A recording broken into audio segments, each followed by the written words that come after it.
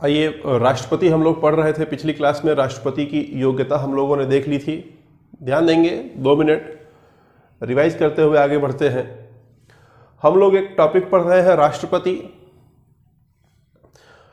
राष्ट्रपति एक तरह का पद है जिसे हमें पढ़ना है अपने एग्जाम के दृष्टिकोण से।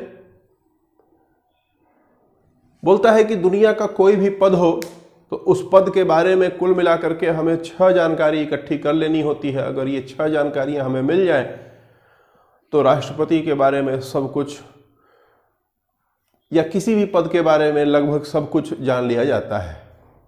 तो यहाँ पर बात राष्ट्रपति की हो रही है। तो बोलता है कि राष्ट्रपति पद समझने के लिए सबसे पहले ये जानना आवश्यक होगा कि इस पद पर पहुंचने के लिए योग्यता क्या होगी, पहली चीज। दूसरी चीज, इस पद पर पहुंचने के लिए योग्यता अगर हमारे पास है तो कौन चुनेगा? निर्वाचक मंडल। किस प्रक्रिया से चुनेगा? निर्वाचन की प्रक्रिया। क्लियर है? फिर उसके बाद अगर चुन लिया गया तो शपथ ग्रहण, यानी कि एक तरह से समझिए नियुक्ति।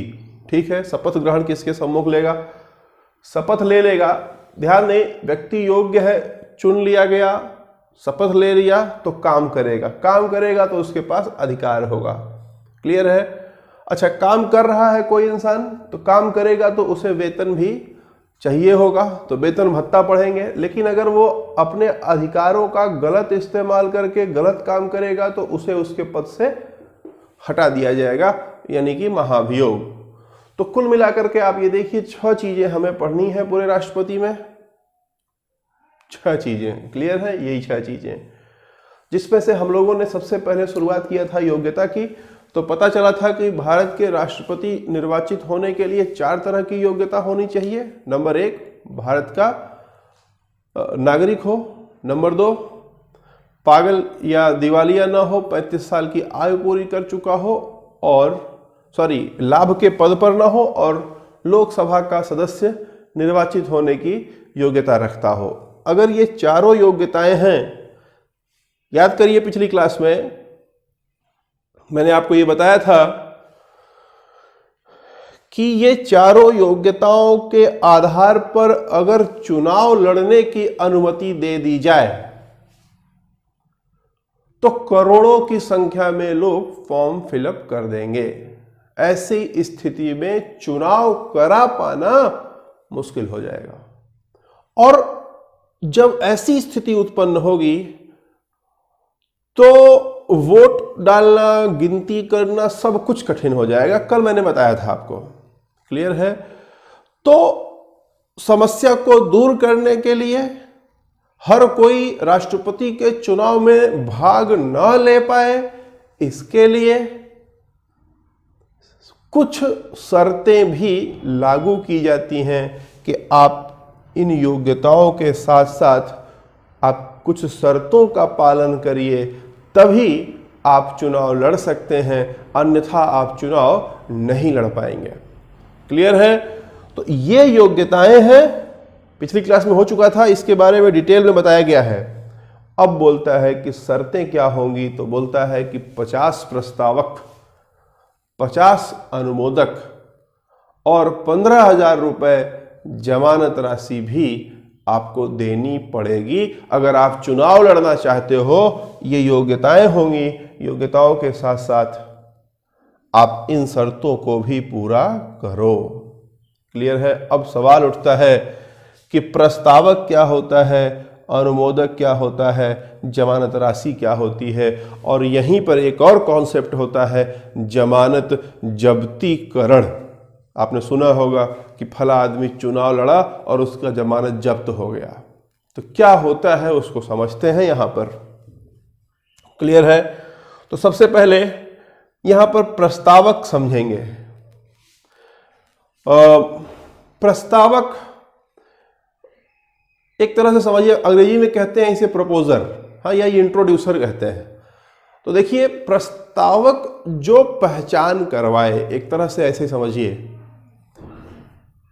बैंक में आप खाता खुलवाते हो, बैंक अकाउंट, तो आप ध्यान दीजिए, जब आप बैंक अकाउंट खुलवाते हैं तो बैंक मैनेजर या जो कर्मचारी वहां पर है वो बोलते हैं कि भैया इस पर एक पहचानकर्ता ले आओ। तो वो पहचानकर्ता ही एक तरह का क्या होता है, प्रस्तावक होता है। क्लियर है? अब यहां एक सवाल उठता है कि प्रस्तावक जो होगा क्या वो कोई भी आम आदमी हो सकता है? ध्यान दीजिए, बैंक में अगर आप अकाउंट खुलवाने जा रहे हैं तो जो प्रस्तावक होगा क्या वो रोड पर चलता हुआ कोई भी इंसान हो सकता है, या वो इंसान होगा जिसे बैंक पहले से जानती हो, अर्थात जिसका पहले से बैंक में अकाउंट हो? बात हमारी समझ पा रहे हैं? तो प्रस्तावक तो वही होगा जो जिसका पहले से बैंक अकाउंट में उस खाता हो। क्लियर है?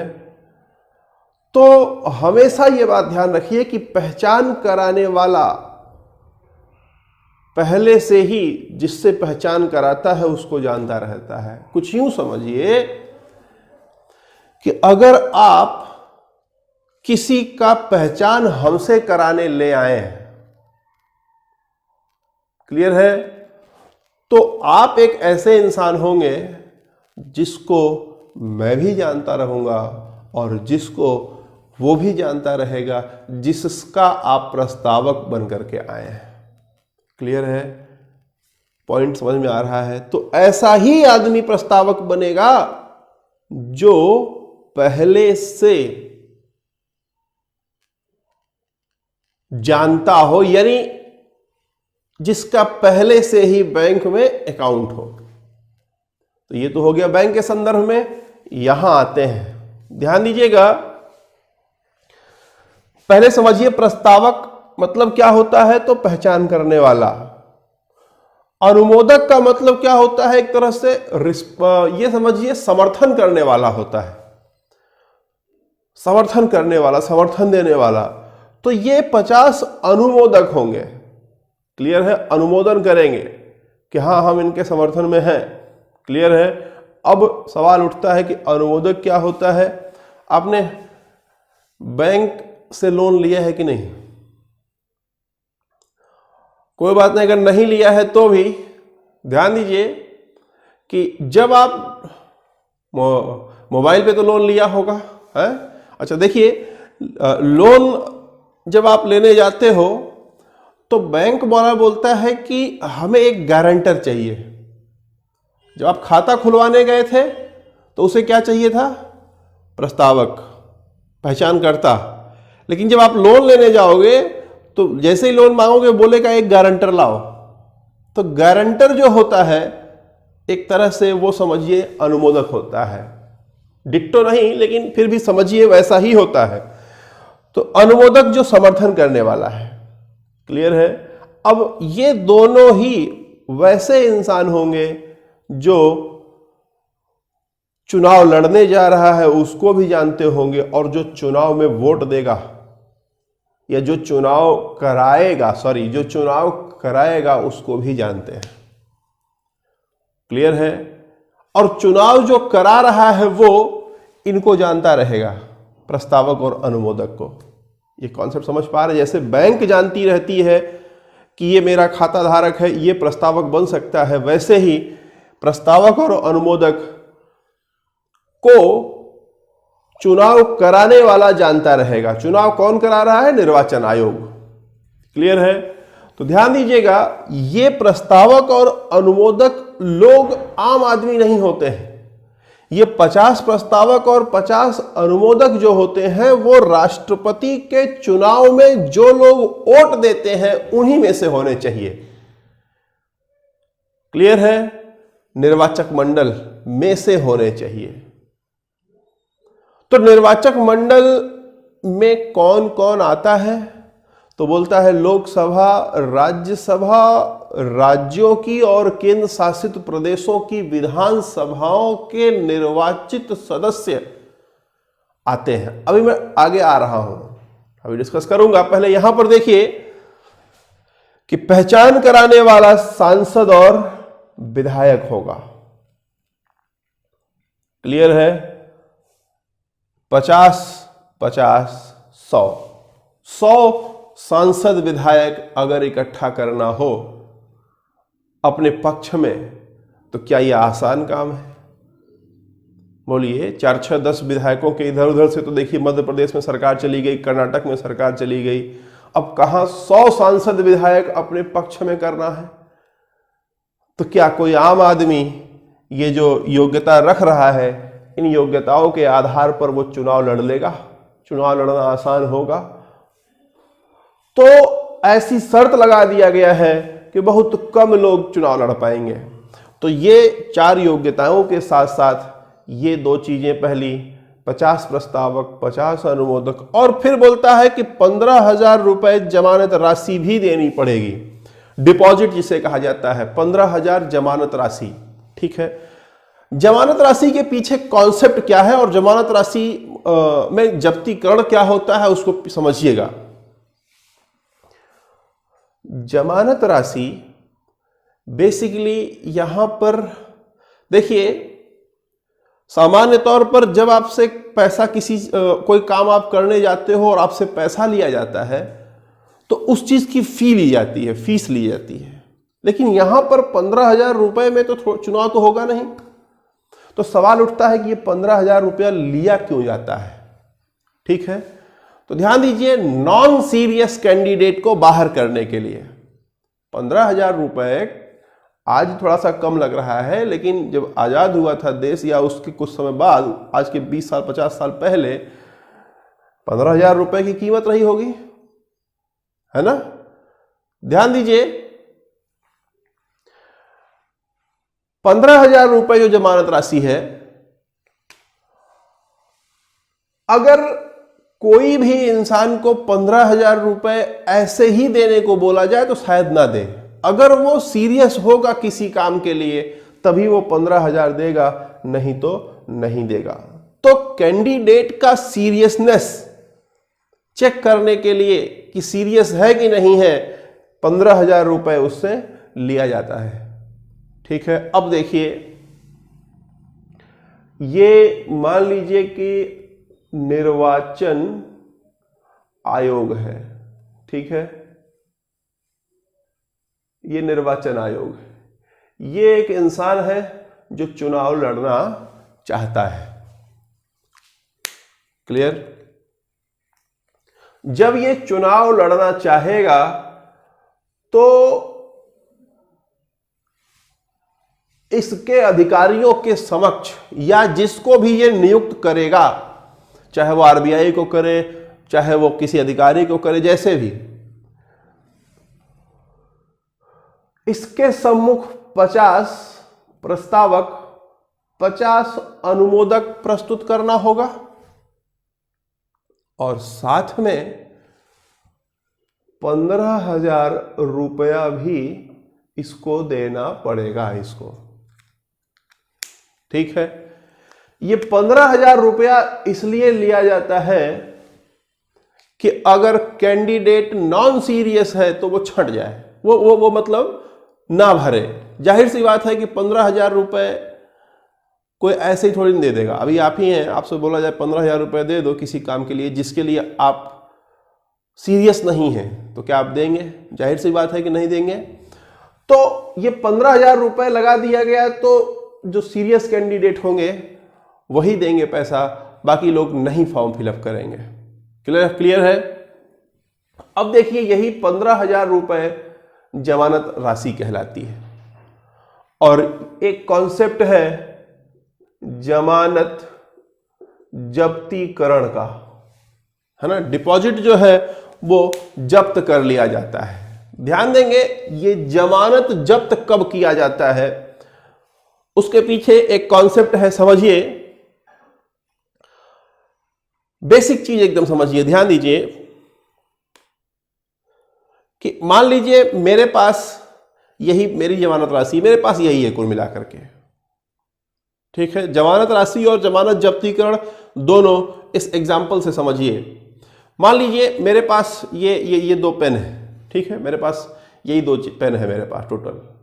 ठीक, मुझे पैसे की आवश्यकता पड़ी मान लीजिए, तो मैंने इसको आपके पास रख दिया। यह आपके पास रख दिया जमानत के तौर पर, और बदले में आपने हमें 20 रुपए मान लीजिए दे दिया। क्लियर? तो ये जमानत राशि आपके पास चली गई, और जमानत राशि के बदले में आपने हमें 20 रुपए दिया, वो मेरे पास आ गया। क्लियर है? अब अगर ध्यान दीजिएगा मेरी बात, अब अगर इस जमानत राशि को मैं वापस लेना चाहूं तो मेरे पास 2 रास्ते हैं। ध्यान दीजिएगा, पहला रास्ता यह होगा कि जो 20 रुपया आपसे मैंने लिया है वो 20 रुपया मैं आपको लौटा दूं, पहला तरीका। दूसरा तरीका क्या है कि आप अगर कोई शर्त रख दो तो उस शर्त को यदि मैं पूरा कर दूं तो भी ये जमानत राशि वापस मुझे मिल जाएगी। जैसे क्या? जैसे अगर ये जमानत राशि आपके पास है, जब आपके पास मैंने दिया तो बदले में आपने हमें 20 रुपया दिया, और वो आप बोलते हो कि सर ऐसा है कि 20 रुपया आप अपने पास रखो, लेकिन मेरी एक शर्त है कि आप मेरे बदले में पॉलिटी का इम्तिहान जाकर के दे के आना। क्लियर है? तो मैं आपका ये जमानत राशि आपको दे दूंगा। अगर मैं आपकी शर्त मान लेता हूं, आप कोई भी शर्त रख सकते हो। आप शर्त रख दिए कि सर ऐसा है कि आप मेरे घर पॉलिटी पढ़ाने मुझे अकेले आना। क्लियर है? तो इंडिविजुअल हमें अकेले पॉलिटी पढ़ना है केवल। तो अगर मैं वो शर्त पूरा करता हूं तो भी आप ये जमानत राशि मुझे दे सकते हैं। क्लियर है? और अगर मैं दोनों शर्त ना पूरा करूं, यानी कि मैं जो लिया हूं वो भी ना लौटाऊं और जो शर्त आप रखे हो उसको भी पूरा ना करूं, तो ये जमानत राशि आपको जब्त करने का पूरा पूरा अधिकार होगा। है कि नहीं? पूरी कहानी समझिए, पूरा खेल समझिए कि जमानत राशि जब किसी को दी जाती है तो बदले में कुछ मिलता है। क्लियर है? ये जमानत राशि की विशेषता है। जब कहीं जमा की जाती है तो बदले में कुछ मिलेगा। अब जमानत राशि अगर वापस लेनी है तो जो पाए हो या तो उसको लौटा दो, और नहीं तो जिसके पास जमानत राशि रखी हुई है वो कोई शर्त रखे, उस शर्त को पूरा कर दो। अगर ये दोनों काम नहीं कर सकते तो जमानत राशि रखने वाला इंसान आपकी जमानत राशि जब्त कर सकता है। क्लियर है? बात समझ में आ गई?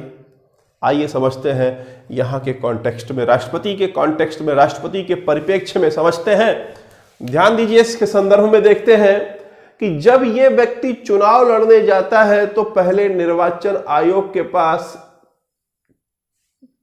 इसके द्वारा तय किए हुए मानक के माध्यम से ये उसके पास 15,000 रुपया पहुंचाता है, और ये 15,000 रुपए जो होगी ये इसकी जमानत राशि के रूप में ये इसे देगा। जब ये इसे जमानत राशि देगा तो निर्वाचन आयोग भी इसे कुछ न कुछ देगा। भाई जब ये इसको, जैसे मैंने आपको पेन दिया तो आपने मुझे पैसा दिया, तो जब ये इसको पैसा देगा तो ये भी तो इसको कुछ देगा। तो बोलता है कि ये चुनाव लड़ने की अनुमति देता है, चुनाव में भाग लेने की अनुमति देता है, चुनाव चिन्ह देता है। क्लियर है? अब अगर आप इसको वापस कर दो, चुनाव न लड़ो आप, तो आप का पैसा आपको वापस हो जाएगा। क्लियर है? लेकिन निर्वाचन आयोग बोलता है कि आप इसको रखो अपने पास, आप चुनाव लड़ो, चुनाव चिन्ह रखो, चुनाव लड़ो। मेरी एक शर्त है, अगर उस शर्त को पूरा कर दिए तो हम आपकी ये जो डिपॉजिट है, जमानत राशि है, उसको लौटा देंगे, और अगर नहीं पूरा कर पाए तो हम आपका जमानत जब्त कर लेंगे। क्लियर है? तो शर्त क्या है? बोलता है कि 1/6 1/6 वैध मतों का 1/6, यानी कि मान लीजिए अगर मान लीजिए कि 100 वोट पड़े, जिसमें से 4 वोट अवैध हो गए, निरस्त हो गए, 96 वोट बचे, तो 96 वोट का 1/6 कितना हो जाएगा? 16। तो अगर 96 वैलिड वोट है, तो 96 वैलिड वोट में से अगर आप 16 वोट पाए हुए हो, तब तो आपकी जमानत राशि जब्त नहीं की जाएगी, नहीं तो आपकी जमानत राशि जो आपने यहां जमा किया हुआ है वो जब्त कर ली जाएगी। क्लियर है? तो आप प्रस्तावक क्या होता है, अनुमोदक क्या होता है, जमानत राशि क्या होती है, और जमानत जब्तीकरण क्या होता है, क्या ये बात आप समझ पाए हैं? क्लियर है? चल रहे हैं आगे। अब फिर व्यक्ति योग्य है, शर्तों को अगर पूरा करता है तो ध्यान देंगे वो चुनाव लड़ सकता है।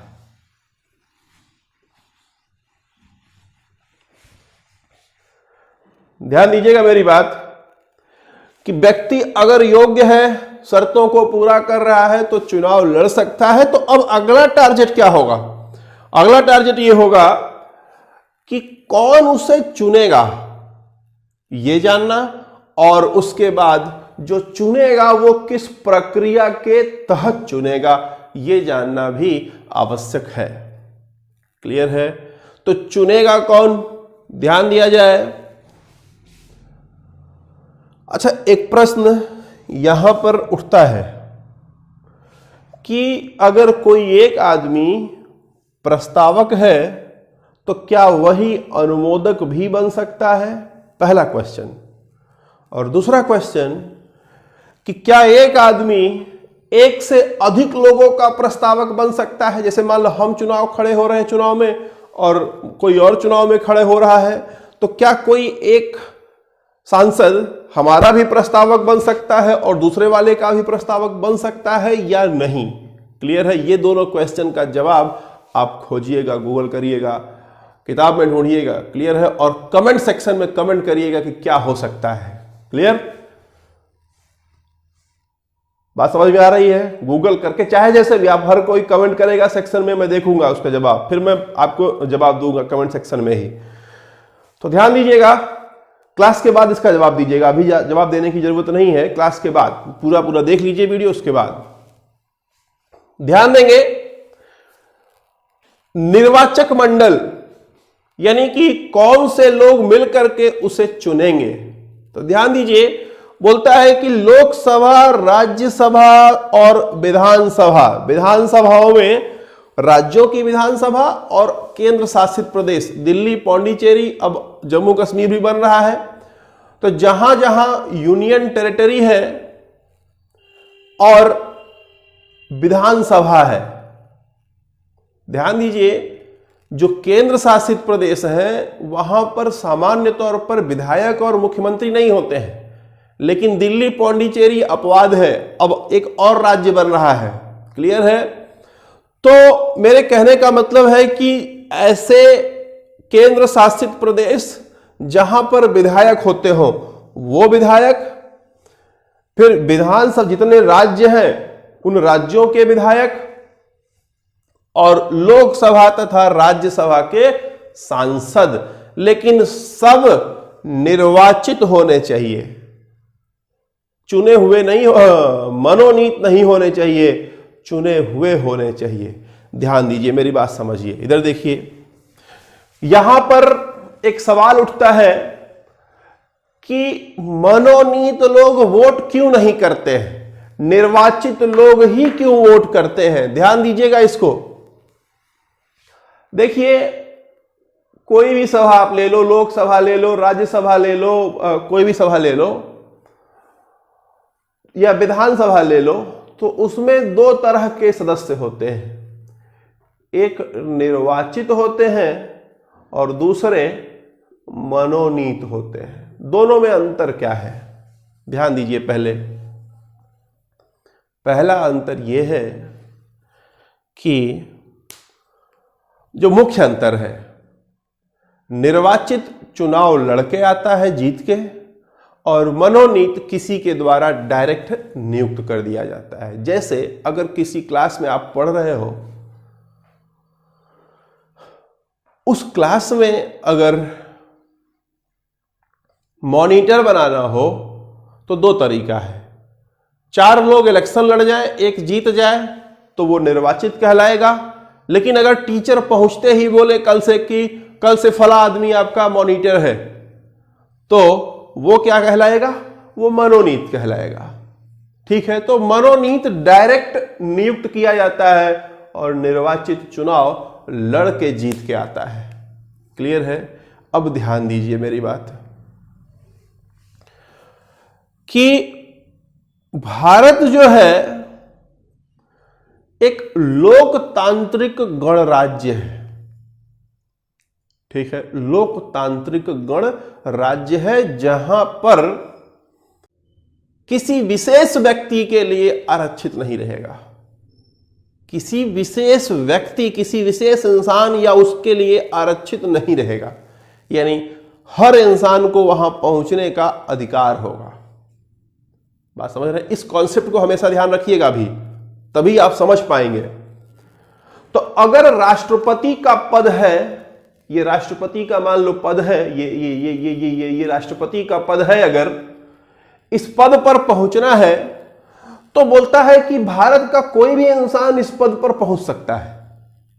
ऐसा नहीं होना चाहिए कि जो एक बार बन गया वही बनता रहे।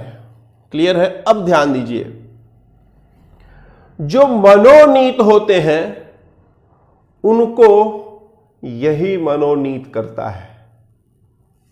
थोड़ी देर के लिए मान लीजिए कि मैं राष्ट्रपति हूं, मान लो, है, मान लिया, और यह मान लो कि आप सांसद हो, और आप ऐसे सांसद हो जो मनोनीत सांसद हो या मनोनीत विधायक हो।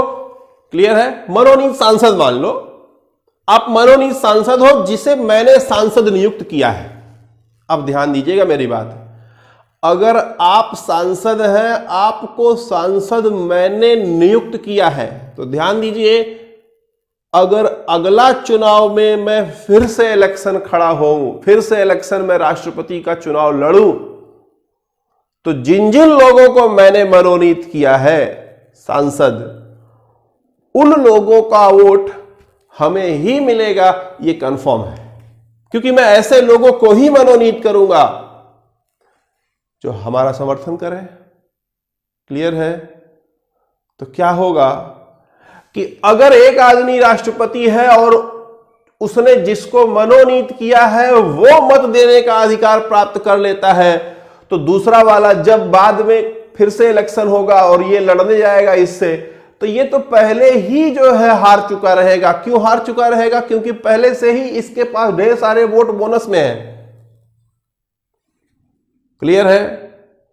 तो इसलिए पक्षपात ना हो, लेवल प्लेइंग फील्ड हो, सबको बराबर, दोनों प्रतिद्वंदियों को, दोनों उम्मीदवारों को बराबर का मौका रहे, इसलिए मनोनीत जो लोग हैं उनको मत देने का अधिकार नहीं दिया गया है, केवल निर्वाचन का अधिकार दिया गया है।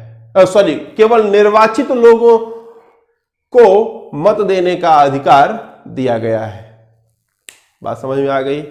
तो ये लोग मिल करके राष्ट्रपति के चुनाव में वोटिंग करेंगे और राष्ट्रपति को चुनेंगे।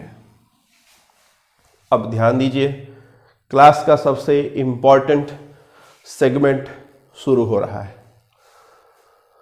सबसे इंपॉर्टेंट सेगमेंट क्लास का शुरू होता है, ध्यान देंगे। बोलता है कि अगर ये लोग चुनेंगे तो कोई ना कोई तो तरीका होगा चुनने का, कोई ना कोई तो प्रक्रिया होगी जिसके तहत चुनेंगे। तो वो प्रक्रिया क्या है? तो बोलता है प्रक्रिया का नाम है आनुपातिक प्रतिनिधित्व पद्धति के एकल संक्रमणीय मत पद्धति द्वारा राष्ट्रपति का चुनाव किया जाएगा इन लोगों के द्वारा। क्लियर है? अब यहां सवाल उठता है कि इतनी बड़ी पद्धति है जिसका पूरा पूरा नाम लेने में ही जीभ पूरी टेढ़ी हो जा रही है, तो ये कितना टेढ़ा होगा, है ना? वास्तव में राष्ट्रपति के चुनाव की प्रक्रिया थोड़ी टेढ़ी है ना? उसको समझना पड़ेगा। आप ध्यान दीजिएगा, यहां पर बोलता है आनुपातिक प्रतिनिधित्व पद्धति। पहले इसका मीनिंग समझते हैं। सबसे पहले यहां पर ध्यान दीजिएगा मेरी बात। सबसे पहले प्रतिनिधित्व शब्द का मतलब समझते हैं। क्लियर है? ध्यान दीजिए, कंसंट्रेट होइए, अगला 5 मिनट बेहद जरूरी है। प्रतिनिधित्व, प्रतिनिधित्व शब्द का इस्तेमाल इसलिए किया गया है क्योंकि मत देने वाले लोग,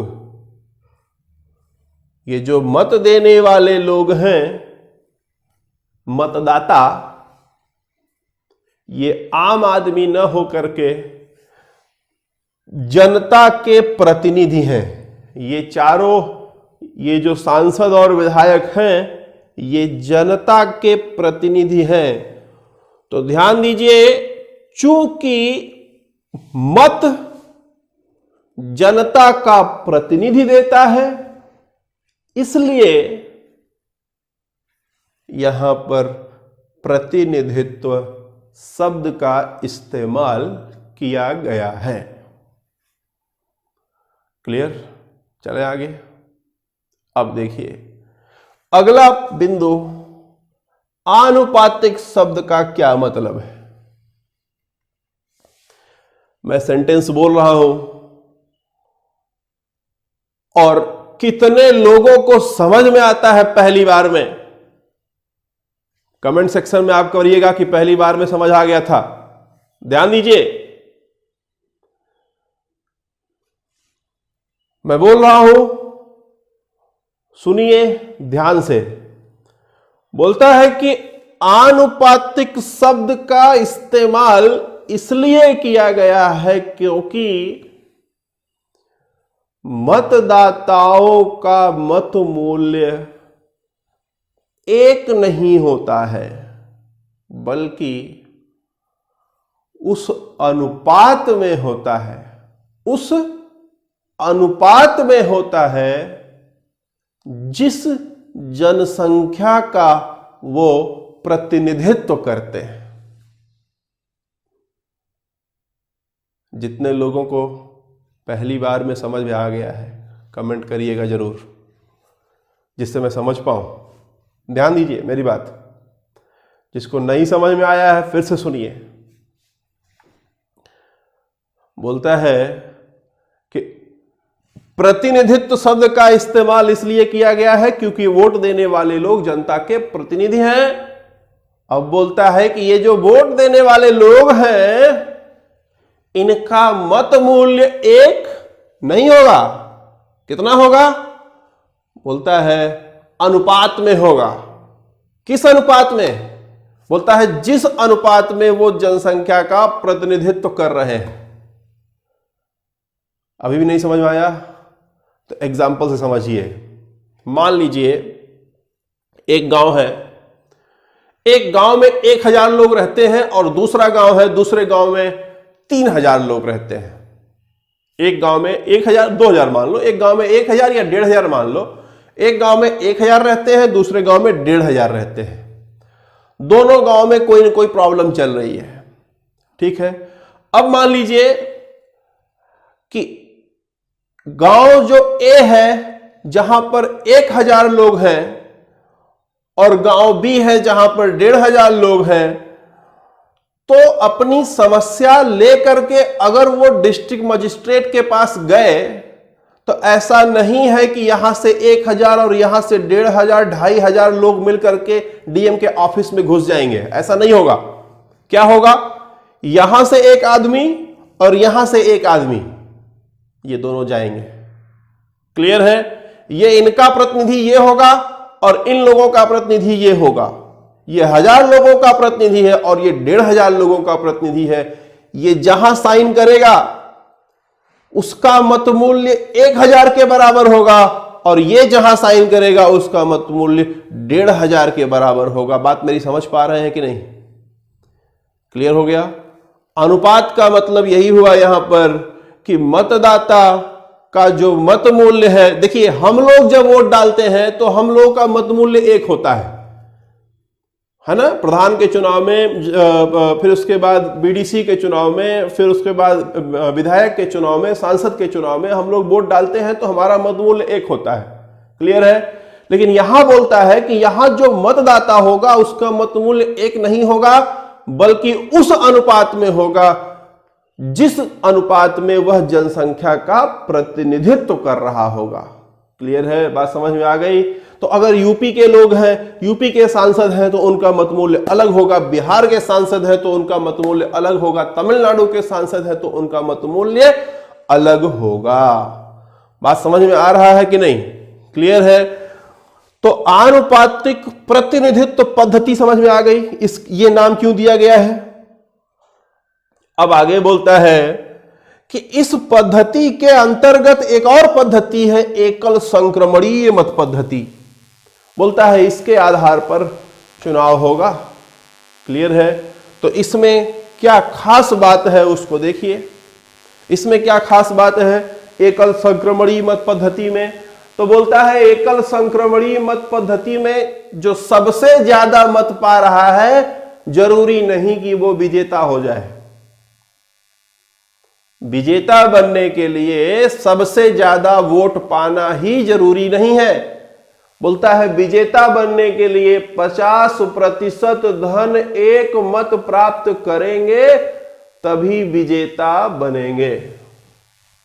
पहली शर्त एकल संक्रमणीय मत पद्धति की। क्लियर है? फिर दूसरी बात बोलता है कि जो मतदाता है, मतदाता उतना मत डाल सकता है जितना उम्मीदवार हो।